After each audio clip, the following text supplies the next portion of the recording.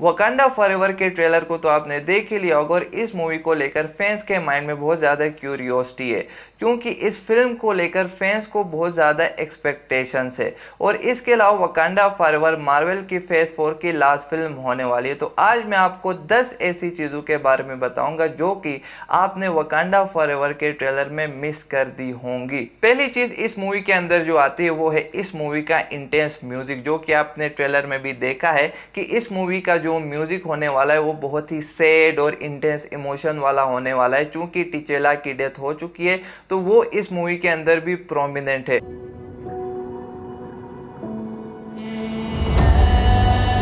तो इसीलिए इस मूवी को नो वुमेन नो क्राई का एक कवर म्यूजिक दिया गया है जो कि इमोशन से भरा हुआ है। और ये म्यूजिक जो है ये इंटायर मूवी के अंदर एक होप जाहिर कर रहा होता है वकांडा के लिए। और दूसरी चीज जो कि आपने ट्रेलर के अंदर मिस कर दी है वो है कि नेमोर फ्लाइज, क्योंकि मूवी के अंदर बहुत सारी चीज़ें चेंज की गई है कॉमिक्स के कंपैरिजन में। तो ये बात भी हो रही थी कि हो सकता है नेमोर के कैरेक्टर में भी कुछ बदलाव होगा, लेकिन ट्रेलर में हमने देखा कि नेमोर वैसे ही फ्लाई कर रहा है जैसे वो कॉमिक्स में कर रहा था, यानी कि नेमोर के फीट पर पंख लगे होते और वहाँ से वो फ्लाई कर रहा होता है। और यही चीज़ हमने मूवी के ट्रेलर के अंदर भी देखी है। और अगर नेमोर के कैरेक्टर की बात की जाए तो नेमोर मार्वल के ओल्डेस्ट कैरेक्टर में आता है जिसने अपना डेब्यू 1939 में किया था। और तीसरी चीज ये कि इस मूवी के अंदर नेमोर ब्रोकन है। जैसे कि हमने ट्रेलर में देखा कि जब ट्रेलर शुरू हो रहा था तो नेमोर का एक वॉइस ओवर आता है कि एक अच्छा लीडर वही बन सकता है जो कि अंदर से ब्रोकन हो।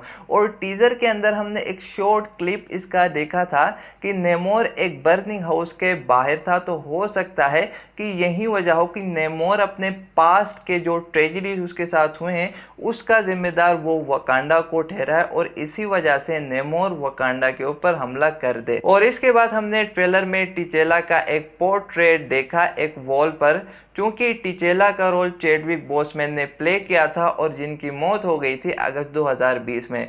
तो इस मूवी के अंदर भी टिचेला को डेड ही दिखाया गया है।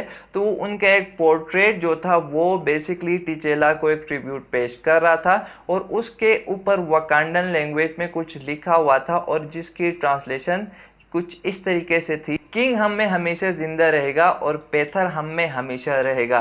तो इससे ये जाहिर होता है कि जो टिचेला का एक स्पिरिट था वो इस पूरी मूवी के अंदर कंटिन्यू रहेगा। इस ट्रेलर के अंदर हमें आयरन हार्ट की भी एक छोटी सी गिलिम्सी दिखाई गई है और इस मूवी के अंदर रिरी विलियम्स आयरन हार्ट बनने वाली है। और आयरन हार्ट को अगर बेसिकली देखा जाए तो ये भी एक सुपर हीरो में ही आता है और इस मूवी के अंदर आयरन हार्ट का भी एक इम्पोर्टेंट रोल होने वाला है। इस मूवी के अंदर एवरेट रोस वापस आने वाले हैं। जी हाँ, हमने ट्रेलर में उनका एक छोटा सा शॉट देखा है। अगर एवरेट रोस की बात की जाए तो एवरेट रोस ने कैप्टन अमेरिका सिविल वॉर और ब्लैक पैंथर की पिछली मूवी में भी काम किया था, लेकिन अभी तक ये हमें पता नहीं है कि वकांडा फॉरएवर में एवरेट रोस का क्या रोल होने वाला है। इस ट्रेलर के अंदर हमने देखा कि जो वकांडा के लोग हैं उन्होंने एक व्हाइट ड्रेस पहना हुआ था जो कि मोस्ट प्रोबेबली टिचेला का फ्यूनरल होगा। और इस मूवी के अंदर ये अंदाजा लगाया जा सकता है कि जब मूवी शुरू होगी तो इसी सीन से शुरू होगी जहां पर टिचेला की डेथ का फ्यूनरल होगा। इस ट्रेलर के अंदर हमने एक छोटा सा सीन देखा जहां पर नेमोर और रेमोंडा एक दूसरे से बात कर रहे होते हैं एक बीच पर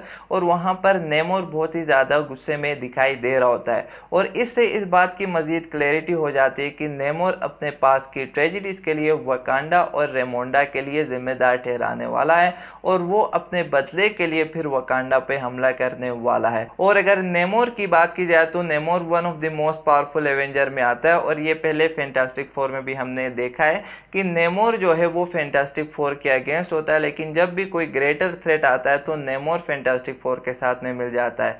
तो बेसिकली नेमोर का रोल थोड़ा सा डार्क ग्रे जोन में रहा है जो कि एक एंटी हीरो टाइप का रोल इसका रहा है। और इसके बाद ट्रेलर में हमने अनिका को भी देखा जहां पर वो एक अंडरकवर एजेंट का रोल प्ले करती हुई दिखाई दे रही थी।